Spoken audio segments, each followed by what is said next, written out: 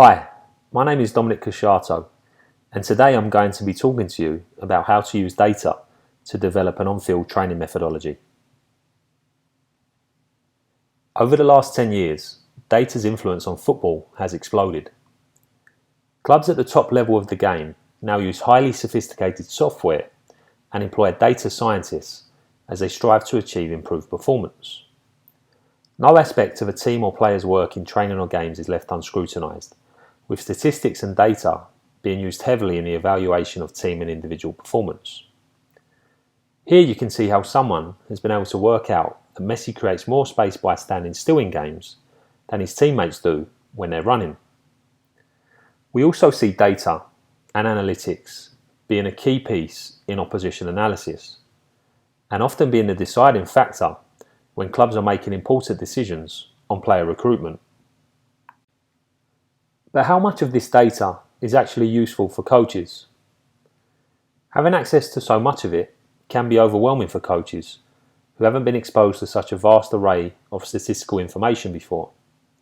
And the reality is that data can be manipulated by individuals to justify their own opinion or desired outcome.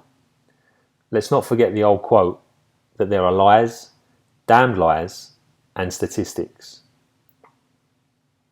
Coaches in the modern game must educate themselves on which data to take into consideration when evaluating team and individual performance while planning for future competition, and understanding which data can be ignored.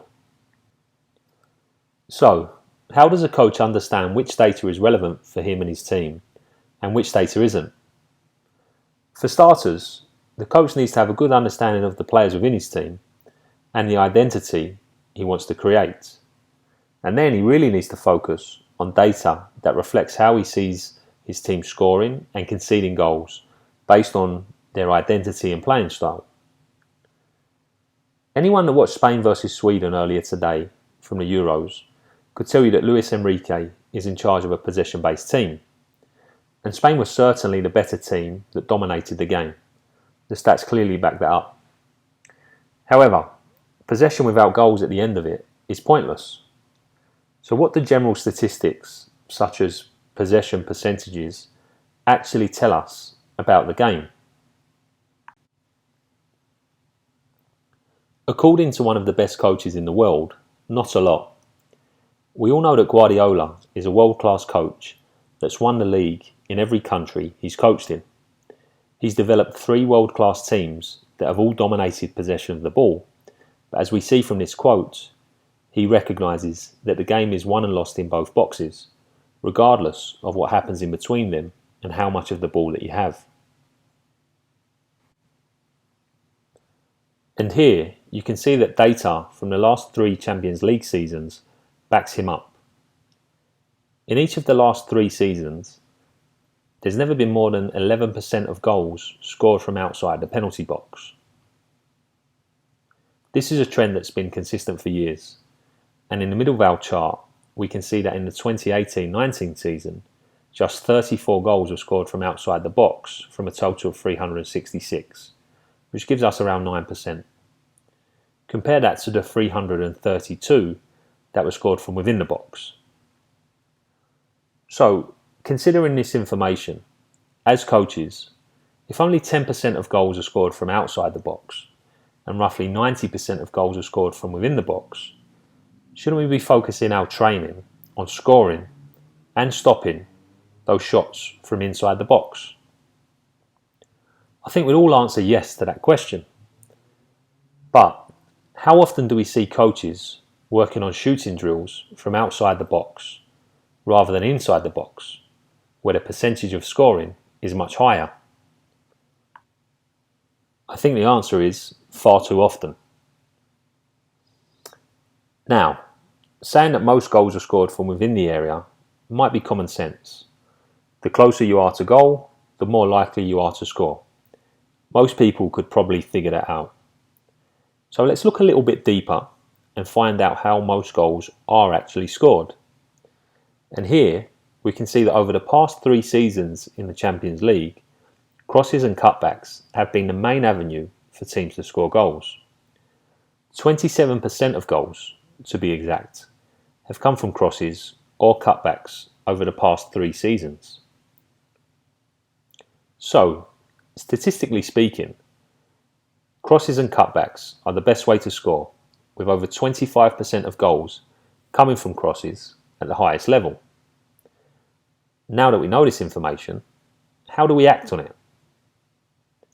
The key is for coaches to be able to turn this information into training exercises and a training methodology which develops the team's ability to attack and defend crosses effectively. As a side note, you may decide you don't want to attack from crosses, which is perfectly fine. But if the data is telling us that other teams are scoring goals that way, you at least need to know how to defend them effectively if you don't want to lose a lot of games. Developing a methodology that reflects the key moments in which games are won and lost is something that Mark Lowry, our head coach at El Paso Locomotive, is very good at. Since I've been at the club, he's really emphasised the importance of focusing our training on how goals are scored, because ultimately, anyone coaching in a professional game knows that their work will be judged on the team's results and how many games you win and lose. Here, you can see an example of a training exercise we use, where players work in pairs to first defend a cross against 2 opponents. Try to focus on the 2 players in blue as the video plays. They're in the centre to the left of your screen. Here you see them defending against the 2 green players, and after defending, they then attack a cross unopposed at the opposite end, before changing direction again and attacking another cross, this time against 2 defenders.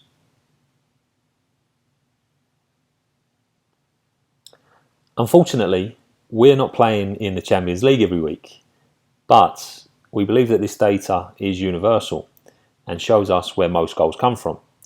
So training exercises like this are crucial to preparing our team to be successful when attacking and defending crosses into the box. From our opening 6 games this season, we've conceded just 2 goals. One which was from a counter-attack, and one was a questionable penalty. The video that I'm about to play shows how this very simple training exercise transfers to our performance in competitive games and allows us to defend crosses effectively. As the video plays, hopefully you're able to see some striking similarities between how we defend crosses in training and how we defend them in games.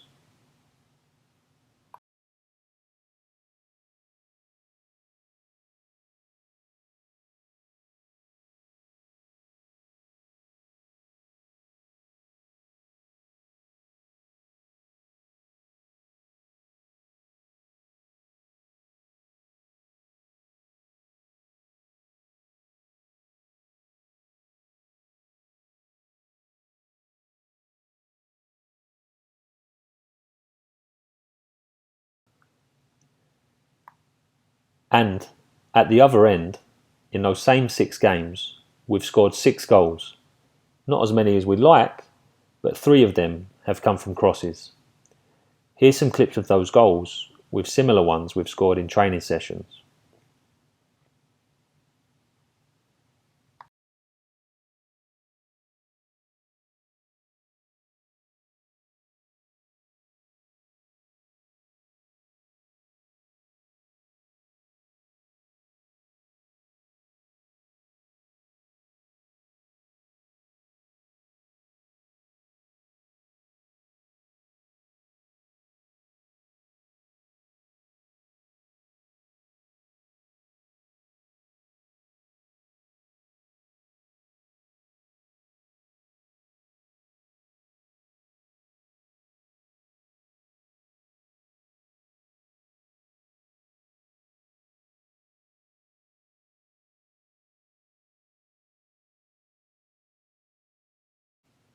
Hopefully, watching those 2 videos, you've seen a direct correlation between data, our training methodology, and then our performance on the field. I hope that you've enjoyed it and found it insightful and given you an idea of how coaches can use and interpret data to help them build a training methodology that truly reflects important statistics around how games are won and lost at a professional level. I'd like to thank you for watching my presentation, and for anyone that's interested in doing some additional research into the way goals are scored at the highest level, I'd recommend you check out the UEFA Technical Report website, www.uefatechnicalreports.com, where you can find detailed information on all UEFA tournaments from the last 5 years. That's where I gathered my data on how goals were scored for this presentation. And if anyone wants to get in touch to ask me some questions or share some ideas, I'd love to hear from you. My email address is dcassiato@eplocomotivefc.com. Thanks for watching, and enjoy the rest of your day, wherever you are.